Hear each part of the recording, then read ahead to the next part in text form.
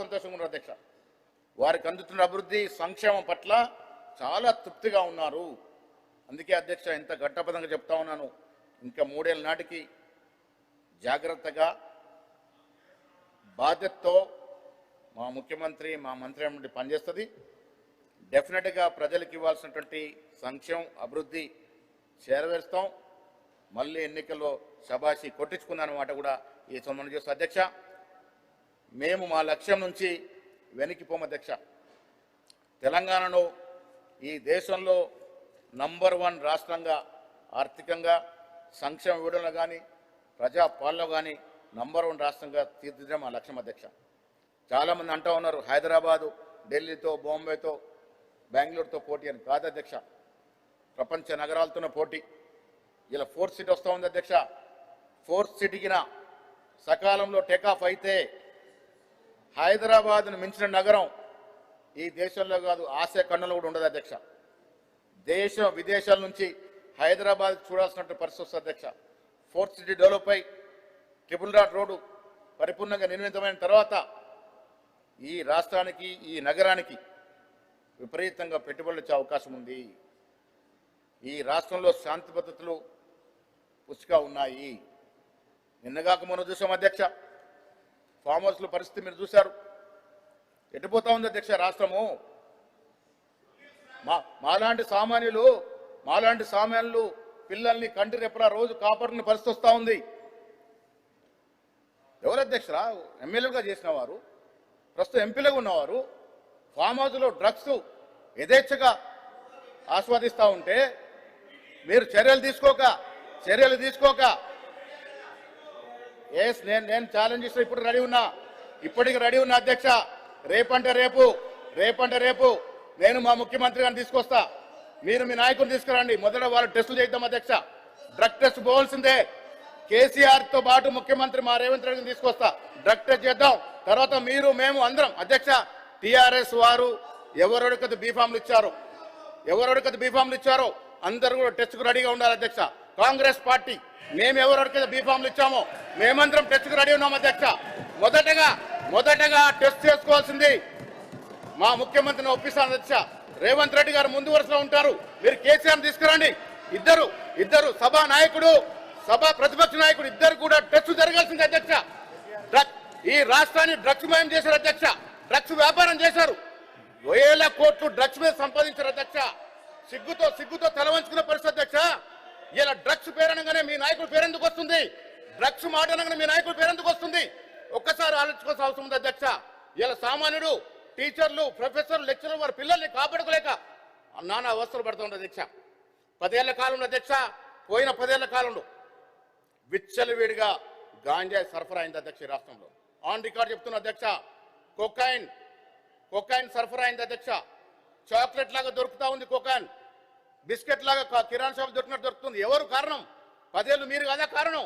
మీరు అధికారం లేరా? ఆనాడు మీ కారణంగా ఇలా డ్రగ్స్ రాలేదా? ఇలా అడిగిన చోటలా డ్రగ్స్ దొరికే పరిస్థితి వచ్చింది. ఎందుకు ప్రజలు అనుమానపడతా ఉన్నారు? ఏం చర్యలు తీసుకున్నారు అధ్యక్ష? ఇవాళ దొరికినటువంటి మాజీ శాసనసభ్యుల మీద బాజాప్తా ఆన్ రికార్డ్ రిమాండ్ రిపోర్ట్ చెప్తా ఉంది. ఆన్ రికార్డ్ కొకైన్ డ్రగ్స్ తీసుకొని ప్రజాప్రతినిధులు పట్టుకొడితే ఏం మెసేజ్ ఇస్తున్నాం అధ్యక్ష? మనం ఏం మెసేజ్ ఇస్తున్నాం ఈ రాష్ట్ర ప్రజలకి, దేశ ప్రజలకు ఏం మెసేజ్ ఇస్తా ఉన్నాం? రావాలా? నేను మళ్ళీ ఛాలెంజ్ చేస్తా ఉన్నా. రేపే ముహూర్తం కేసీఆర్ గారు రావాలా? మీరు కేసీఆర్ తీసుకురండి, నేను ముఖ్యాన్ని తీసుకొస్తా. మీరు కేసీఆర్ తీసుకురండి అసెంబ్లీకి, మా ముఖ్యమంత్రిని తీసుకొస్తా. ఇద్దరు మొదట టెస్ట్ చేసుకోవాల్సిందే, తర్వాత మేమందరం టెస్ట్ చేసుకోవాల్సిందే. డ్రగ్ టెస్ట్ జరగాల. ప్రతి నాయకుడు టీఆర్ఎస్ ప్రతి నాయకుడు డ్రగ్ టెస్ట్ జరగాల. మేము కూడా చేసుకుంటాం. మేము రెడీగా ఉన్నాం. సభా నాయకుడు ప్రతిపక్ష నాయకుడు ఇద్దరు టెస్ట్ జరగాల. జరిగిన తర్వాత అందరం టెస్ట్ చేసుకుందాం. ఎటు పోతుంది అధ్యక్ష? రాష్ట్రంలో పసిపిల్లలు పసికూనలు ఇబ్బంది పడే పరిస్థితి వచ్చింది. కారణం మీరు కాదా? ఎవరు కారణం దీనికి? యథేచ్ఛగా 10 ఏళ్ళు యథేచ్ఛగా డ్రగ్స్ మయం చేశారు రాష్ట్రాన్ని. డబ్బుల కోసం కక్కుర్తి పడ్డారు అధ్యక్ష. కొందరు నాయకులు డ్రగ్స్ వ్యాపారం చేశారు. ఇంతకన్నా సిగ్గుచేటని విషయం ఉంది అధ్యక్ష. ఈ రాష్ట్రము కొత్త రాష్ట్రము, చిన్న రాష్ట్రము, ఎంత పగడ్బందీగా ఎదగాల్సిన రాష్ట్రము డ్రగ్స్ మయమైపోతే డ్రగ్స్ మద్యము గాంజా విచ్చలవిడిగా వస్తూ ఉంటే మన పిల్లలకు సంరక్షణ ఎక్కడా? మనం ఉదాహరణ ఏం మెసేజ్ ఇస్తా ఉన్నాం ప్రజలకి? అందుకే అధ్యక్ష మీ ద్వారా నేను ప్రతిపక్ష నాయకులకు విజ్ఞప్తి చేస్తా ఉన్నాను. ఒక మంచి మెసేజ్ ఇవ్వాల్సిన అవసరం ఉంది అధ్యక్ష. నేను ఇచ్చిన ఛాలెంజ్ వాళ్ళ నాయకుడు ఒప్పుకున్నాడు అధ్యక్ష. ఎస్, డెఫినెట్గా పోవాలా. ఈ అసెంబ్లీ నడుపుతున్న సభా నాయకుడు మా ముఖ్యమంత్రి రేవంత్ రెడ్డి గారిని తీసుకొస్తాను. మీరు మీ నాయకుని తీసుకురండి. మొదటగా వారిద్దరు టెస్ట్ చేసుకోవాలా, తర్వాత మనమందరం టెస్ట్ చేసుకోవాలి అధ్యక్ష. ధన్యవాదాలు. చేసుకోవాలి అధ్యక్ష. పారిపోవడానికి లేదు. అందరూ రావాలా, నాయకుడు రావాలా, సభా నాయకుడు రావాలా, ప్రతిపక్ష నాయకుడు రావాలా, మీ యువ నాయకుడు రావాలా. అందరికీ టెస్ట్ జరగాల. ప్రజలకి మెసేజ్ ఇవ్వాలా. మనం ప్రజలకి మనల్ని చూసుకుంటారు. వేల ప్రజలు వాళ్ళు చూస్తా ఉన్నారు. ఏమైంది రాష్ట్రం? 10 ఏళ్ళు డ్రగ్స్ మయమైంది రాష్ట్రం. ఈ రాష్ట్రం డ్రగ్స్ మయమైంది. అంధకారం అయిపోయింది రాష్ట్రం. విచ్చలవిడిగా జరిగింది. దాన్ని 2 ఏళ్లుగా అధ్యక్ష అతి క్లిష్టమైనటువంటి నిర్ణయాలు తీసుకొని 2 ఏళ్లుగా డ్రగ్స్ ని కంట్రోల్ చేస్తా ఉన్నది మా ప్రభుత్వం. ముఖ్యమంత్రి రేవంత్ రెడ్డి గారు నిర్దిష్టంగా దీన్ని సూచనలు ఇస్తూ ఒక టీంని ఏర్పాటు చేసి డ్రగ్స్ ని కంట్రోల్ చేసే ప్రయత్నం చేస్తా ఉన్నాం అధ్యక్ష. ఈగల్ టీం పెట్టి ఇలాంటి తరుణంలో ఫామ్ హౌస్లో పట్టుబడ్డారు అధ్యక్ష. ఏం జవాబు చెప్తారండి మీరు? మీ నాయకులు కాదా? ఫామ్ హౌస్లో పట్టుబడదు మీ నాయకులు కాదా? ఏం జవాబు చెప్తారు అధ్యక్ష? ఇప్పటికైనా వాస్తవాలు తెలుసుకొని తప్పు చేసిన వారు మీ వారా మా వారా కాదు. చట్టం అందరికి సమానమే. చట్టరీత్యా చర్యలు తీసుకోవాలా, ముందుకు రావాలా. వైట్ పేపర్ ఇవ్వాల్సిన అవసరం ఉంది అధ్యక్ష. మనం అందరం ఇవ్వాలా. ప్రజలు చిన్నపిల్లలు చూస్తూ ఉన్నారు అధ్యక్ష. ప్రజాప్రతినిధులు ఇలాంటి కార్యక్రమాలకు పాల్పడితే ఏం మెసేజ్ ఇస్తున్నాం అధ్యక్ష మనము? అందుకే మా ప్రభుత్వం దీని మీద కట్టుబడి ఉంది అధ్యక్ష. నిర్దిష్టంగా వ్యక్తులు ఎంత పెద్దవారైనా వదిలేదు లేదు అధ్యక్ష. డ్రగ్స్ ఫ్రీ రాష్ట్రంగా దీన్ని తీసుకురావాలి. మీరు వత్తాసు పలకన్న నాయకులకి రండి, ముందు నిలబెట్టండి, బోండలు నిలబెట్టండి. డెఫినెట్గా చర్యలు అధ్యక్ష. అందరూ కావాలండి. అందరూ టెస్ట్కి రావాలా. గతంలో భయపడేదెవరో చూసాం, టెస్ట్కి రాకుండా భయపడేదెవరో చూసామండి. రండి. చాలా మంది నేను అందుకే చెప్తా ఉన్నా అధ్యక్ష. ప్లీజ్ ఇది అధ్యక్ష, ఇది వాళ్ళ యువ నాయకుడికి నాకున్న మధ్య ఉన్న సమస్య కాదు అధ్యక్ష. ఇది రాష్ట్ర ప్రజల సమస్య. నేను అందుకే చెప్తా ఉన్నాను. మీరు టెస్టులు అంటే భయం ఎందుకు మీకు? మీరు టెస్టుకు రావాల్సిన అవసరం ఉన్నది. మీ పార్టీ పేరున మీ బీఫామ్ మీద ఎవరెవరు పోటీ చేస్తారో అందరిని లైన్లో పెట్టండి. నా పార్టీ నేను బీఫామ్ ఇచ్చిన ఎవరెవరు అందరిని లైన్లో పెడతా. అందరం టెస్ట్ చేయించుకోవాలా. ప్రజలకు ఒక మార్గదర్శకం, ప్రజలకు ఒక మంచి సందేశం ఇవ్వాల్సిందిగా కోరుతూ అధ్యక్ష, మా ప్రభుత్వం అభివృద్ధి సంక్షేమంతో పాటు ఈ రాష్ట్రాన్ని డ్రగ్స్ ఫ్రీ రాష్ట్రంగా చేయాలని, శాంతి భద్రతల్ని కాపాడాలని. ఇలా విదేశీ పెట్టుబడులు ఎందుకు వస్తాయి, ఎప్పుడు వస్తాయి అధ్యక్ష? మూసిలాగా ఉంటే పెట్టుబడులు వస్తాయి అధ్యక్ష? మూసి కంపు కొడతా ఉంటే పెట్టుబడులు వస్తాయా? మూసిలో కూడా రాజకీయం చేస్తూ ఉన్నారు.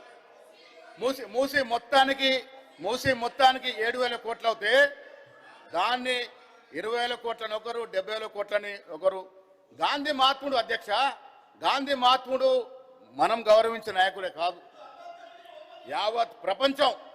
మేము ఆస్వాదించాం, అంబేద్కర్ విగ్రహాన్ని ఆస్వాదించామండి. మేము సెక్రటేరియట్కి అంబేద్కర్ పేరు పెట్టాము అధ్యక్ష. సెక్రటేరియట్కి అంబేద్కర్ పేరు పెట్టాము. గతంలో దేశానికి సేవ చేసిన ప్రతి నాయకుడిని ఆరాధిస్తా ఉన్నాం, గౌరవిస్తా ఉన్నాం. పూలే విగ్రహాన్ని పెట్టబోతా ఉన్నాం. సర్వాయి పాపన్ విగ్రహాన్ని పెట్టబోతా ఉన్నాం. పూలే విగ్రహాన్ని పెట్టబోతా ఉన్నాం. దేశానికి రాష్ట్రానికి సేవలు అందించిన మహానుభావులందరినీ గౌరవించుకుంటా ఉన్నాం అధ్యక్ష. ఇలా గాంధీ మహాత్ముడు యావత్ ప్రపంచం గౌరవించే మహానాయకుడు అధ్యక్ష. అలాంటి నాయకుడి యొక్క విగ్రహాన్ని పెట్టుకొని వారి సందేశాన్ని యువతరానికి ఇస్తామంటే దాంట్లో కూడా రాజకీయం ఎంత అవుతుంది అధ్యక్ష? గాంధీ స్మారకానికి, గాంధీ విగ్రహానికి 70 నుంచి 100 కోట్లు అవుతే 5,000 కోట్లను విష ప్రచారం. మూసి మొత్తం ప్రక్షాళన ఫస్ట్ దశకి 7,000 కోట్లు అవుతే 70,000 కోట్లను ప్రచారం సోషల్ మీడియాలో. ఇంత దిగజారితే ఎట్లా అధ్యక్ష? వాస్తవాలు చెప్పండి. మా నుంచి తప్పులైతే కూడా సరిదిద్దు. ఇది ప్రజాస్వామ్యం అధ్యక్ష. ఎవరు ప్రజాస్వామ్యానికి అతిథుడు కాదు. మేము తప్పు చేస్తే సరిదిద్దుకొని సిద్ధంగా ఉన్నాం. నేను కానీ, మా నాయకుడు రేవంత్ రెడ్డి గారు కానీ, మా మంత్రులకు సభ్యులు కానీ తప్పులు జరిగితే సరిదిద్దుకొని సిద్ధంగా ఉన్నాం. ఇది ప్రజాస్వామ్యం, ఒక మెట్టు దిగుతాం అధ్యక్ష, తప్పేం లేదు. కానీ మీరు వాస్తవాలు చెప్పే ప్రయత్నం చేయండి. ప్రజల్ని తప్పుదోవ బట్టి నిరంతరం తప్పుడు ప్రచారాలు చేసి డబ్బులు ఉన్నాయి కదా అని సోషల్ మీడియా మీద వందల కోట్లు హెచ్చించి ఉన్నది లేనట్టుగా లేనిది ఉన్నట్టుగా ఫోటోలు మార్ఫింగ్ ఆడియోలు మార్ఫింగ్లు చేసి ముందుకెళ్తే ప్రజలు దీన్ని కొంతకాలం ఆస్వాదిస్తున్నారు అధ్యక్ష. దీర్ఘకాలంగా ఇవి నడువు అధ్యక్ష. నేను మీ ద్వారా ఎవరైతే సోషల్ మీడియా నమ్ముకొని రాజకీయాలు చేయాలనుకుంటున్నారో వారికి హితవు చెప్తా ఉన్న అధ్యక్ష. సోషల్ మీడియాలో వచ్చే ప్రచారం క్షణిక ఆవేశంలో సంతోషాన్ని ఇస్తుంది, కానీ దీర్ఘకాలికంగా ఇది నడవదు అధ్యక్ష. దీర్ఘకాలికం ఉండేది మనం ప్రజలకు చేసే సేవ, మనం చేసే అభివృద్ధి, ప్రజలకు కనబడే అభివృద్ధి, ప్రజలు ఆస్వాదించే సంక్షేమం అధ్యక్ష. ఈ రెండు చేసిన వాడే నాయకుడిగా నిలబడతాడు. డెఫినెట్గా ఆ దశగా మా ప్రభుత్వం చేస్తుంది అధ్యక్ష. మేము ఎన్నికలకు ముందు ఇచ్చినట్టు 6 గ్యారెంటీలు ఇప్పటికి 5 గ్యారెంటీలు గ్రౌండ్ అయినాయి. డెఫినెట్గా మేము ఇచ్చిన ప్రతి మాట నిలబెట్టుకునే అధ్యక్ష. గత ప్రభుత్వం ఖర్చీఫ్ను వదిలినట్టు వదిలేం అధ్యక్ష. ఏ వాగ్దానం వదిలే సమస్య లేదు, అన్ని నిలబెట్టుకుంటాం. 3 ఏళ్ల సమయం ఉంది, 3 ఏళ్ల నాటికి అన్ని తీర్చిదిద్ది మళ్ళీ శభాష్ అనిపించుకుంటాం. ఈ సభాముఖంగా చెప్తా ఉన్నా అధ్యక్ష, మళ్ళీ 100 సీట్లు తగ్గకుండా గెలిచి అధికారంలోకి వచ్చాం అధ్యక్ష. ధన్యవాదాలు అధ్యక్ష. గౌరవనీయులైన సభ్యులందరికీ కూడా కొత్త భవనంలోకి వచ్చిన సందర్భంగా శుభాకాంక్షలు తెలియజేస్తా ఉన్నాను. మనందరి యొక్క చిరకాల వాంఛ, గత 3-4 సంవత్సరాలుగా దీంట్లో రావాలనేటువంటి ఒక ఆలోచన, ప్రధానంగా గౌరవ ముఖ్యమంత్రి గారి యొక్క సహకారం, వారి నిర్దేశం ప్రకారం నిజంగా ఈరోజు మంచి భవనంలోకి, ఒక హెరిటేజ్ బిల్డింగ్లోకి మనం రావడం అనేటువంటిది చాలా సంతోషకరమైనటువంటి విషయాన్ని నేను ఈ సందర్భంగా మనవి చేస్తూ, ఈ గౌరవాన్ని మనం చర్చల్లో కూడా ఎలాంటి తప్పుదోవలకు పోకుండా, తర్వాత సభలో లేనటువంటి సభ్యుల పేర్లు కూడా ఉచ్చరించాల్సినటువంటి అవసరం లేదు. ఎందుకంటే చట్టం ప్రకారం ఈ సభలో ఎవరైనా సభ్యులు ఉంటే వాళ్ళ గురించి మాట్లాడండి, తప్పులేదు. బయట ఉన్నటువంటి ఇతర వాళ్ళకు ఉన్నటువంటి హౌజుల్లో ఉన్నటువంటి సభ్యుల గురించి మాట్లాడొద్దు అనేటువంటి విషయాన్ని కూడా నేను ఈ సందర్భంగా మనవి చేస్తూ ఉన్నాను. కాబట్టి మన అందరి కోరిక మేరకే మనం దీంట్లోకి వచ్చినాం. ఒక ప్రశాంతంగా ఉండేటువంటి అవకాశం వచ్చింది. కాబట్టి ప్రశాంతంగానే మన చర్చలు కూడా కొనసాగిద్దాం. ఎవరి తప్పులు ఒప్పులు ఏదైనా ప్రశాంతంగా కూడా చెప్పేటువంటి అవకాశం ఉంటుంది. దాంట్లో అగ్రెసివ్గా పోవాల్సినటువంటి అంశం లేదు.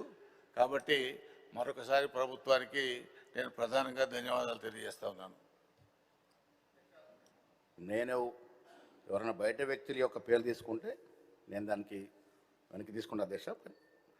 మాట్లాడేటప్పుడు కొన్ని పేర్లు ఉచ్చరించి వస్తుంది అధ్యక్ష. ఎవరు నేను కించపరిచే ఉద్దేశం కాదు, నేను వ్యక్తిగతంగా ఎవరిని కించపరిచేది మాట్లాడను. రెండోది అధ్యక్ష, నేను సభ్యులకి అందరూ కూడా అభినందనలు అధ్యక్ష. కొన్ని ఏళ్ళ కోరిక ఈ కొత్త భవనం. ఈ కొత్త భవన నిర్మాణానికి మీ కృషి ఎనలేదు అధ్యక్ష. సభ్యులు ధన్యవాదాలు తెలపాల్సిన అవసరం ఉంది చైర్మన్ గారికి. అదేవిధంగా ముఖ్యమంత్రి గారు, మా మంత్రులు నిరంతరం, నాకు తెలిసి దాదాపు 15 సార్లు ఈ ఆలయాన్ని సందర్శించాడు ముఖ్యమంత్రి గారు.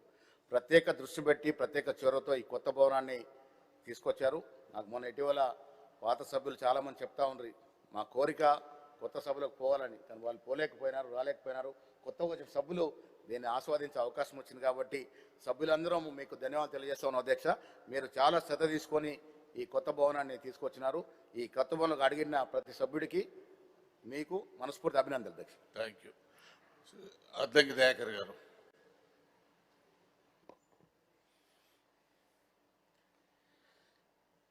జై తెలంగాణ. అధ్యక్ష,